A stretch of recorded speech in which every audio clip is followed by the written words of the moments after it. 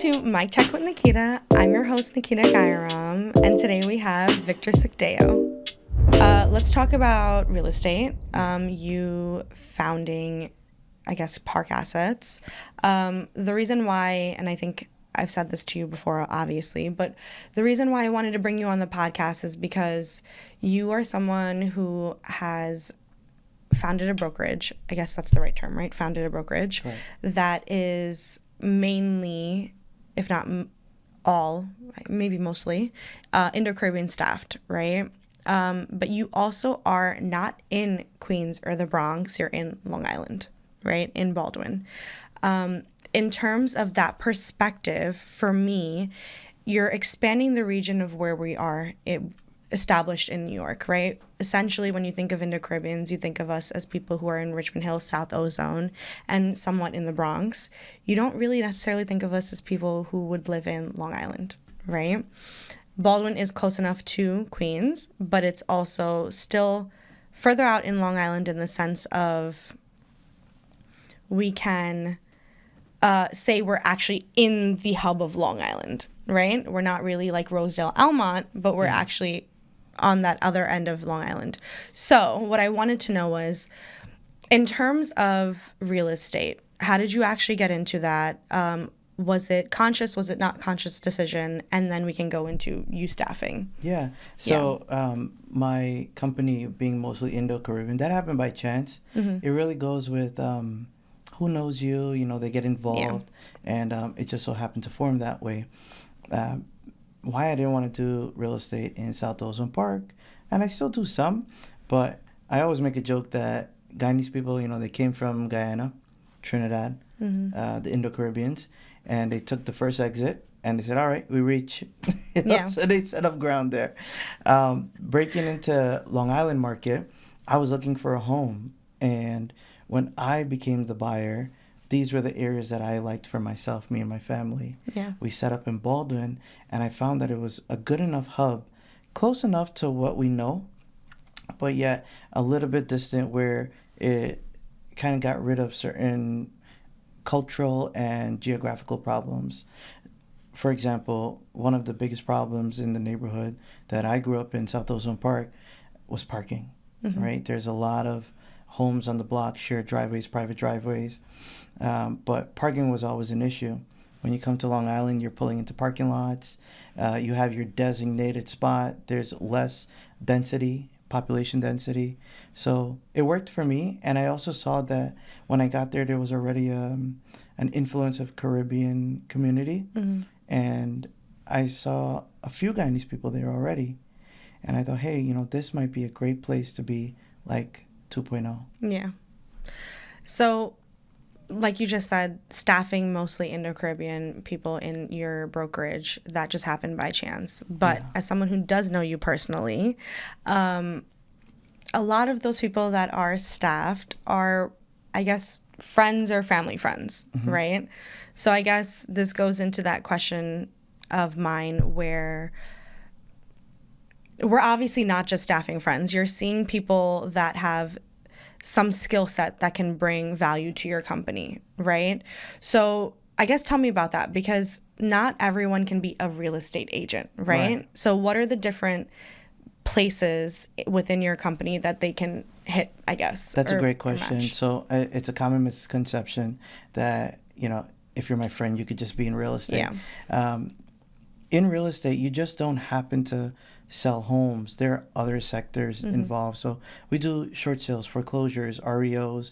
I'm a real estate investor. We buy and sell houses. We do ground up construction. We do long-term investment properties. So there's a sector for everyone. So a lot of my friends, if I uncovered a secret, I would love to bring everybody on board with me. My motto has always been be an open book rather than a gatekeeper.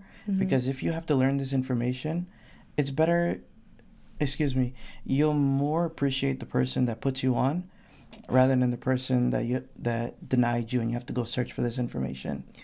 So I'd rather put you on because, if you're my friend, I want you to also be making good in life, do well financially. In our company, if you're not selling homes, you're sourcing properties. We have administrative positions. We have people that are contractors that work with us, architects. It's a big conglomerate. A better word for conglomerate, it's like there's a role for everyone. Yeah. Yeah. So I guess I'm going to go into more of like the general population for our Indo-Caribbeans. Sure. What would be the top 3, I guess, misconceptions when it comes to real estate? Or what would be the top 3 points of advice that you would give specifically for our community? Okay, so the number one thing that I would give as an advice to anyone that's getting involved with a realtor or a real estate broker is representation. Mm-hmm. So representation is so important because based on our relationships with other professionals that we work with, we're able to source the deal. For example, let's say I sold a house with person A 5 years ago. Well, they already know how I operate. They know if I'm efficient, if I get my documents in place, if I properly screen my clients. And they know that if they work with me, I'm going to see it to the end. And many times you'll get a deal secured for your buyer based off of you rather than their credentials. I mean, of course, their credentials play a factor. They'll have to have their pre-approval and their down payment. But let's say there are 2 matching pre-approvals and 2 matching down payments, yet I'm on the deal as opposed to somebody else who may or may not screw up. That security will secure you the deal. Wow. And it's happened many times. Do you have any advice for someone that is, I guess, leaving Richmond Hill South Ozone going into Long Island? Or and advice when I mean the do's and the don'ts, right? Like in the sense of, and this may be something that you can correct me on, but in Long Island, taxes are a lot greater. Yeah. Right? So what would be your advice to someone moving from a specific location in Richmond Hill South Ozone to Long Island? Yeah, that's a great question. So I would say when looking at taxes, it all depends how you allocate it in your head. So when you're a city resident, you pay city taxes every year. For each working individual, that sums up to about $2,500 to $3,000 a year. Now your taxes in Queens South Ozone Park, it varies. Most properties are $5,000 to $6,000. My dad lives in Wakefield. His property is about $12,000 property tax. But let's say the baseline, the $6,000 one. If you award 2 working individuals the $3,000 towards the property tax, that's $6,000. That equals your $12,000 that you'd pay out on Long Island. Okay. But what are you getting for it? You're getting better school district, police, fire, health facilities, local. You're getting, a greater, I would say, a greater living environment. Yeah. So as someone who's been born and raised on Long Island. Yeah. Not on Long Island. I still say that wrong sometimes. Really? I'm from Queens. I agree with that point, right? Because I grew up in a town where community mattered. Yeah. Right? And now this will bring me back to my next point of your career would be Baldwin Chamber of Commerce. Yes. Right? It's a nonprofit. It's something that you are established and you're the president? Yes, I'm the president. Wow. Okay. President of the Baldwin Chamber of Commerce. Yeah. That being said, not only are you a real estate person who owns his own brokerage, but you are someone who's also investing in the community that you live in currently, right? That being said, again, as someone who has been born and raised on Long Island, I understand the value of community, right? I understand that we are either villages or towns, and there's a lot of things that happen and people that are a part of that make community events possible, right? So what made you want to join the Baldwin Chamber of Commerce, and why are you still a part of it? Okay, great question. So I originally joined the Chamber of Commerce because I opened the business in town. Yeah. So that's one of the best ways to really promote your business locally. When I joined, I saw it was a great community. Everybody comes together and they see what kind of business you're operating. They end up using a lot of their members or like co-members for whatever's necessary. Like I actually, when I have to take my card to somebody, I'll use a chamber member. If I have to get printing, I'll use a chamber member, and it works out in our favor. Now, when I got into it, I said, wow, this is a really great way to build a community. I have a 4-year-old son. He's growing up in Baldwin, and I quickly saw that this is a way that we can have representation and affect the way that he has grown up. Yeah. Being a part of something like that, do you feel like you've brought, I mean, Baldwin in general, which I think is when people think of Long Island, they think of the misconception of it's not as diverse, right? But I do believe if you're a little bit closer to Queens on Long Island, you reach that diversity point, right? So I at least for me, in my opinion, Baldwin is pretty diverse still, Very right? much. But you are the first Indo-Caribbean, right? Yes. On the actual Chamber of Commerce. Yes. Do you feel like you're bringing light to our culture in that sense? And I don't mean in the sense of just being from that culture and being a member. I mean in the sense of actively giving to our culture as well as bringing recognition to that. Yeah, so definitely like being part of the chamber. You know, we get this question even on a personal level. Yeah. People say, you look Indian, but where are you really from? Yeah. You know? And when you tell them Guyana, the next thing they say, Ghana. Yeah. Right? And then we have to explain where we are, where we're from. That happens even on, in the chamber. So bringing light to our community. Then the next thing a person says is, oh yeah, I know a Guyanese person and whatnot. Holding community events I have a lounge in Baldwin, holding community events for the chamber there, people are getting exposed to the culture, the food. Yeah. And when you said that Baldwin is a diverse area, it really is. I actually live in a cul-de-sac, and me and my neighbors, we like to refer to our block as the UN. Like, I'm Indo-Caribbean. My neighbor next door is Jamaican. Ahead of the block, the guy is American white. There's American black, Bulgarian, and Chinese on our block. Like, none of us are the same, but yet we all are. Yeah. You know? So, and we will get to the lounge in a second. Sure. But what I really wanted to talk about is now Baldwin Chamber of Commerce really goes into the conversation of community, right? And it goes into the conversation of, like you said, you are a father, you have a 4-year-old child.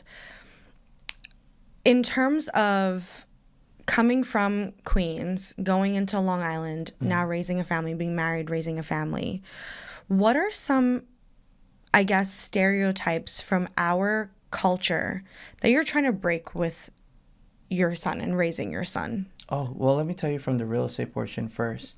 This is one of the reasons that I actually wanted to escape working in South Ocean Park, Queens, and the general area there as a realtor. There was just like this, like,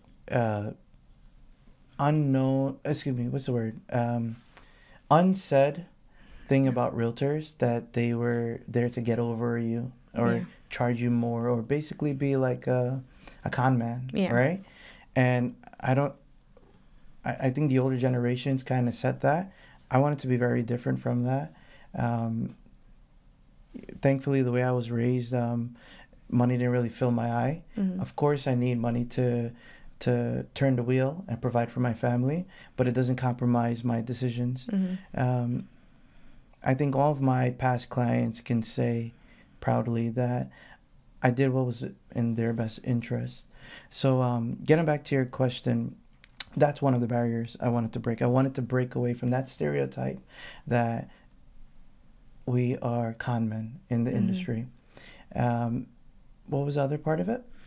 The barriers in terms of breaking for raising your son. Oh, yeah. So some barriers. When our parents came here from Guyana, I was also born in Guyana, but I came as a baby. When our parents came here, they were more concerned about provision, making sure a roof was over our head, make sure food was on the table. They didn't have the capacity to think about strategic parenting, which we take part of now. And that's what after school programs am I going to send my child to that's going to yield a certain result, and what school district really means for his outcome. Yeah. And I guess that's a barrier that we're kind of trying to break through right now, where we are taking part of strategic parenting. And, you know, it involves many other things as a parent. Like, I know that if I yell at my son, what the outcome of that will be, you know, how it'll affect him long term. Yeah. And that doesn't mean that I don't yell at him, but at least I'm aware of it and I can counteract it at a later point. Yeah, I think the one thing that you really just hit home with was coming from a family of, and, you know, I will say this wholeheartedly, I also came from a family where I was very privileged and lucky enough where I don't struggle today, right? And I think that's one thing that you and I both have in common is our parents did the work for us, right? They struggled for us to give us a better life. That was the whole reason why they moved to the U.S., right? To give us a better life. But I think now we also, and as someone who doesn't have a child, but you do, you have the luxury of saying, I can be a little bit more present and be more, not saying our parents weren't, because our parents are the reason why we are who we are today, but we can be a little bit more considerate of the things that they may not have been able to have the time for because they were working their butts off for us, basically, at the end of the day, right? So when you talk about strategic parenting, our parents could have yelled at us and even, you know, we talk about the stereotypical of bringing the belt out or bringing the hanger out, you know, whatever. But they didn't have the luxury of saying 10 years down the line, this may affect them, right? Right. But now we have the luxury of doing so because they've built the foundation for us, right? So I guess what I want to ask you is as well, you are a household that has both parents working, right? So you and your wife are both working, but you both are very present for your son. So that being said, what are in terms of gender roles, right? What do you kind of show to your son in the sense of your wife working and then you working as well? What do you want him to get out of that? If that makes sense. Yeah, that does make sense. So my wife, she's a very hard worker. Lucky for us, she picked a career where she could actually be home, yet it's still very demanding on her. And him being 4, he still sometimes throws a tantrum. And if she's on the phone with a client, she can't have him be yelling in the background. So very early on, we showed him, like, listen, if mom's on the phone, you have to be quiet. And what I'll do is I'll start whispering to him or bring him into another room, like, and I'll make it a thing. Even if it was a call that wasn't so important, like, I would start to train him that, hey, mom's job's just as important as mine. Also, too, you know, I want to break into, like, breaking barriers with a working partner. Historically, Indo-Caribbeans, you know, the wives were working. For me, it wasn't an option of if she wanted to work or didn't. And that is something that was totally up to her. Yeah, so I just wanted to see that, you know, mom's job is just as important as mine. I want him to see that. And as I said, when she has a call, I make sure that he knows that, you know, we're a little quiet. And the way I trained him to do so is that if she had a regular call, I'd whisper and it's like, hey, mom's on the phone. Let's quiet down. Let's go to another room. And he kind of learned that behavior. Do you, I guess, because typically, right, when we were sort of brought up, you are one of 2 sons in your family, right? Am I wrong? Yes, one of 2 sons. You have a sister as well. Yeah.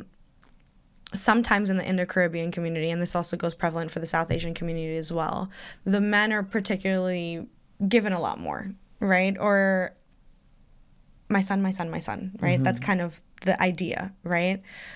What are you, and your son being an only child right now, right? And we're not going into the plans of your family planning, but I'm just saying, him being an only child right now, what are some of the things that you're teaching him so that he understands that it's not about being the gender that you are, but about the person that you are, I guess? Yeah. So, like, if you were to ask me, like, Vic, what are your aspirations for Vitan when he becomes older? Most people would take that question as, what career do you want him to be in, right? And my forefront answer had always been, I want my son to be kind. And that's because kindness is taught from early, and then it develops. I want my son to always know who he is, not really so much his job. Like, and that's why I'm working hard. So money and stuff does not really play a factor into his career in the future. I want it to be more. I want him to be a creator. I want him to create the life that he wants. He wants to make music, but it's not for me. It's not what I want. It's what he wants. I want to just give him the opportunity to do so. For me, what I wanted to ask you next was not so much more so as family life, because we can talk about family life all we want, right? But at the end of the day, there's a certain amount of, or a certain section of the Indo-Caribbean community that come from a privileged background, and then everybody thinks we feel like we're more elite than everyone else, right? And I say that fully understanding my privilege, you also fully understanding your privilege, but I think I just want to really hit one point of saying our parents worked really, really hard to get us this life that we have. This was the idea of why they came to America, right? And why they worked as hard as they did. We now have the opportunity of being a little bit more laxed. We do work hard. I think that's one thing that they've always instilled in us, is working really hard. But it goes back to what you said of, I'm working really hard right now so that my son doesn't have to worry about the means to the end going forward, right? He can choose whatever he wants. So this idea of generational wealth in our Indo-Caribbean community is, for some reason, in the masses, frowned upon sometimes, right? They sometimes look at people that come from generational wealth, or people that have family members or parents that have worked as much to give us a more leisurely life, that we think of each other as elitist, or we think of, well, they only have what they have because their parents gave it to them. Yeah, and I love this topic, actually, because me and my dad, we have discussions about this. So when my dad's from Albaistown, Guyana, and when he was like 14 years old, he didn't really live with his family. He used to sleep on a pool table, and from his words, he would eat like bread and water, you know. And to see what he's become, the sacrifice that he's made, you know, all accolades to him. Now, he built a great life, right? If I wanted to bum off my dad and not work a single day for the rest of my life, I would live in a great home. I would get food every day cooked by my mom, and he'll give me a car. I'll have expenditures, right? I can literally bum off him, but ask any of my workers. I work 7 days a week. If you call my wife at any given time, Vic's at work. But for me, it feels like I'm living my life. Yeah. Because I love what I do. Yeah. But I work 7 days a week, and that's because I have a burning desire within to do the next best thing, as I hope my son will do. So whatever my dad gave me, I'm going to take it to this level, and it's my son's obligation to take it to the next level. Yeah. I think that's where perception is key, right? I think a lot of our community is very much, and again, I've been saying this for the last few episodes, we're very much about tearing each other down when we should be seeing the half glass full instead of half empty, right? At the end of the day, as much as we may come from privileged backgrounds, and again, we're not people that are denying that, right? We are very, very lucky from where we come from. Again, you've always told me this a million times. You're very grateful for your parents. I've always said this as well. Wouldn't have the life that I have or the opportunities without that. But that doesn't mean our parents didn't teach us how to work hard. Of course, absolutely. And we are very aware of the privileges that we have. And I think that's what makes us different, right?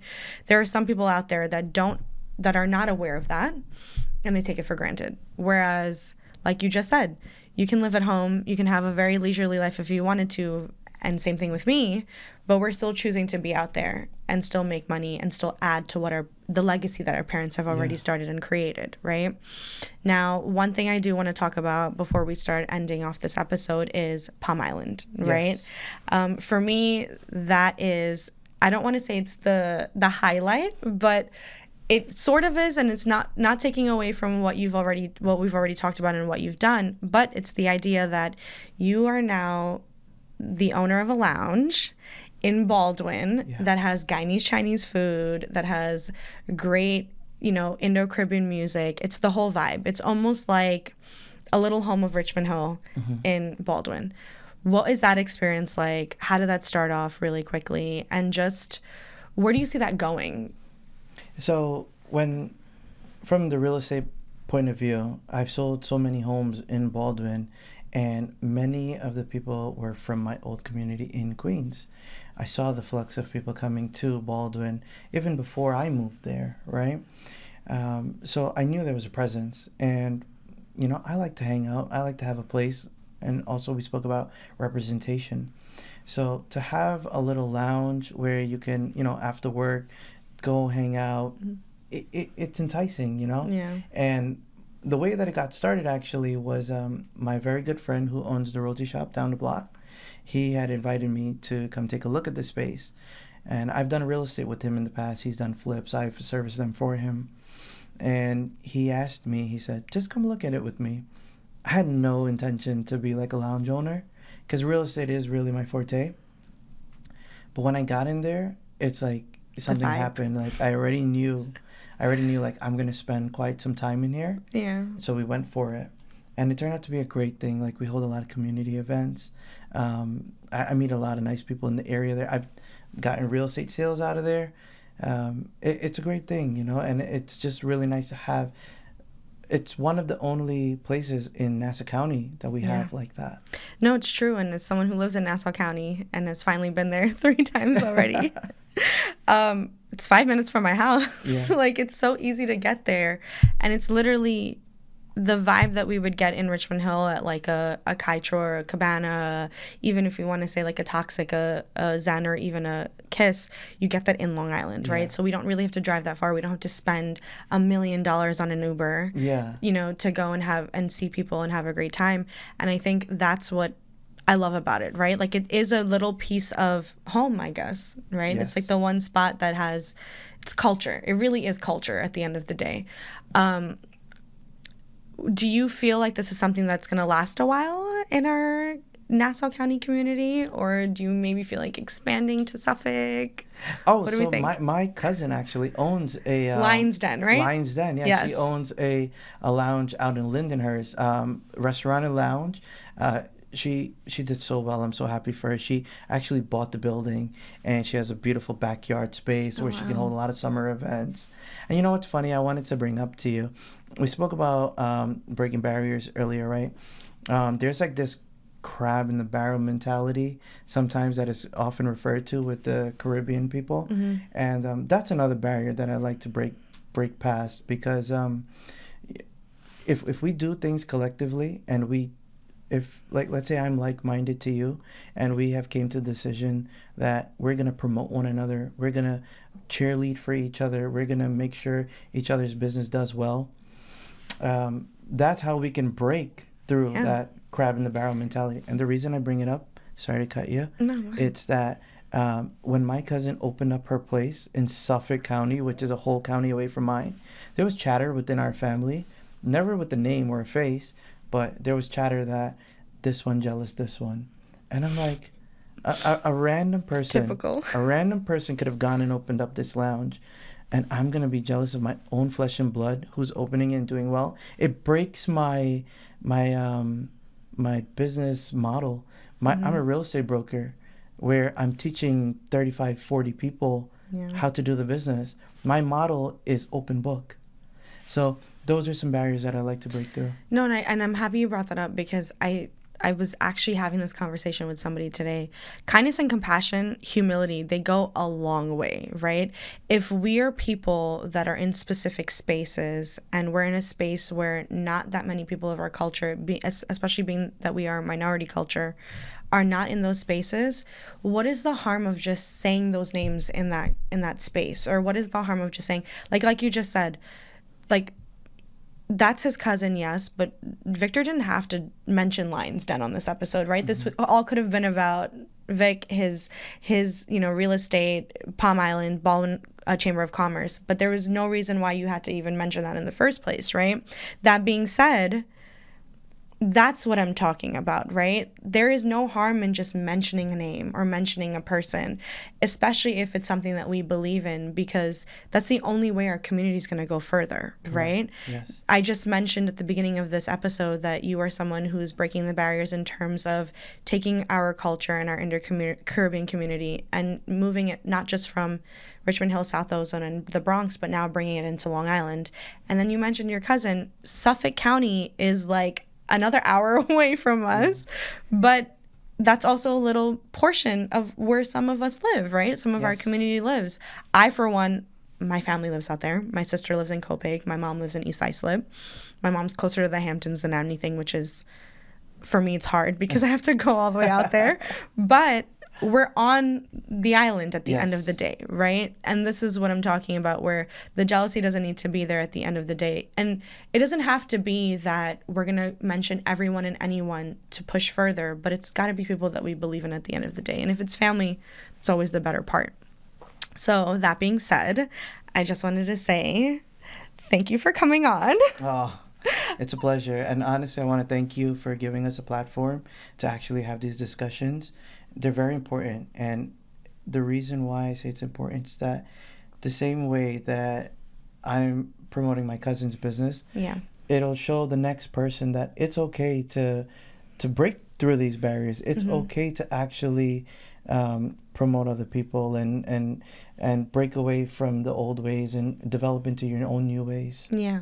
So thank you for bringing this platform forward. Of course. Thank you. And I just want to say, and I've said this for almost everyone that's come on the podcast, right? Like, we had one conversation. You didn't even hesitate to say yes to this. And it really does make me feel grateful and happy and blessed. And it puts things into perspective for me, where the fact that there's so many people that actually believe in what I'm doing or what I'm trying to do, it really is a blessing. And I don't even know how else to say it, but I think that the vision is clear, which I'm happy about. I'm hoping the person seems to be, very pure-hearted, at least, right, in some senses. But I'm really happy that you could do this. I'm happy that you could be on, and I'm thankful for it. Thank you. Thank you.